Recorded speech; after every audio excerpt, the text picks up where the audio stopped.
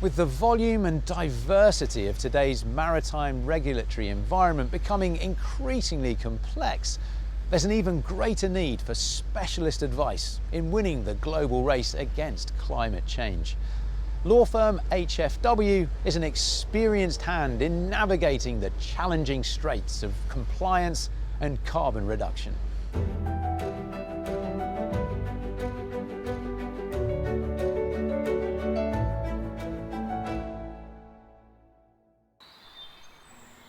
This is the Prime Meridian at the Royal Observatory at Greenwich. It's a place where history and science and engineering all come together. It's the line from which all time is measured.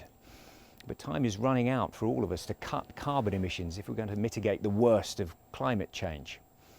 And it also means huge changes for the shipping industry. In the 1880s, Cutty Sark was the fastest trading ship in the world, capable of topping 17 knots and once returning from Australia to England in just 73 days. But even she was unable to compete with the reliability of steam power, which in turn gave way to oil. Now shipping is facing a fourth propulsion revolution. And that's where the industry is looking at ways to decarbonize shipping and reduce greenhouse gas emissions. So, for example, by the use of autonomous vessels, alternative fuels, and a combination of alternative propulsion. Wind-assisted propulsion, for example, is making a huge comeback, and which brings us back to the Cutty Sark. Global law firm HFW was founded in 1883 by the Holman shipowning and shipbuilding family to support its shipping, trading and insurance businesses. Since then, HFW has expanded globally and has helped the shipping industry navigate some choppy waters, as it does now, finding its path towards decarbonisation. We certainly need investments in research and development into new technologies, innovation, alternative fuels, and ways to make vessels more energy efficient. Above all else, and to tie everything in, we need regulatory intervention with appropriate enforcement and sanctions to enable this transition. Historically, governments didn't pay attention to what fuel drove the propellers of the world's cargo ships, but that is changing fast, and now a vessel can be subject to a perfect storm of complex rules on a single voyage.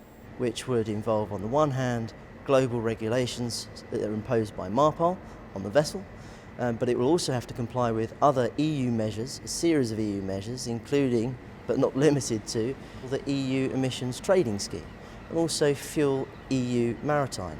But that alone doesn't account for the fact that going forward, other nations and other regions may seek to impose their own emissions regulations.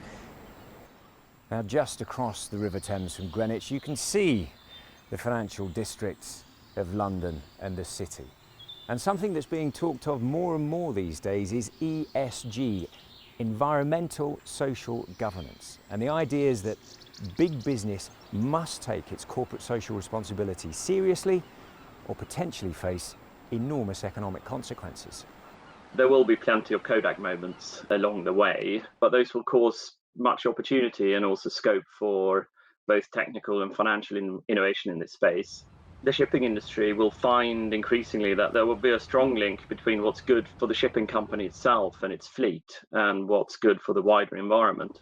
Singapore is the world's largest bunkering hub. The Maritime and Port Authority of Singapore is already planning for a decarbonised future, investing 120 million Singapore dollars to establish a global maritime decarbonisation centre. This collaborative initiative with industry stakeholders demonstrates how shipping and logistics can rise to the challenge of decarbonisation. Really, I think it's those companies who see this as a transformative moment, not a moment for small tweaks, but a moment to transform their businesses, to really embed sustainability and decarbonisation all the way through.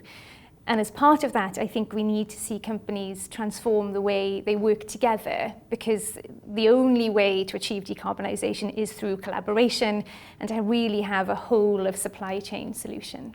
Tougher regulation will be required if we want to decarbonise, very simply, because voluntary action will only get you so far.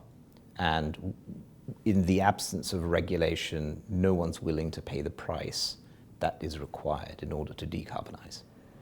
A century ago, when steam ruled the waves, HFW was there to advise clients on how best to protect their interests. Now, as low-carbon technologies are set to become the new normal, HFW is providing expert advice at a critical and defining moment for the shipping industry. Shipping has been through conflicts. Shipping has been through recessions. Shipping has been through a pandemic. It has survived all of those challenges. Is this the greatest challenge ever? I'm not sure it is. I think for the moment, yes, it will be. I think the biggest difficulty will be for shipping that it is a truly global business, and there will be local nuances, particularly in the way in which regulations are interpreted on a global basis. I think that's going to be the greatest difficulty that shipping will have. The Cutty Sark represents the high watermark of the age of sail, but she was eventually sidelined by new, more powerful technologies. Today's ship owners and ship operators need to realise that they are already in a race to embrace the technologies of a decarbonised future, and those who take the best advice are most likely to emerge as winners.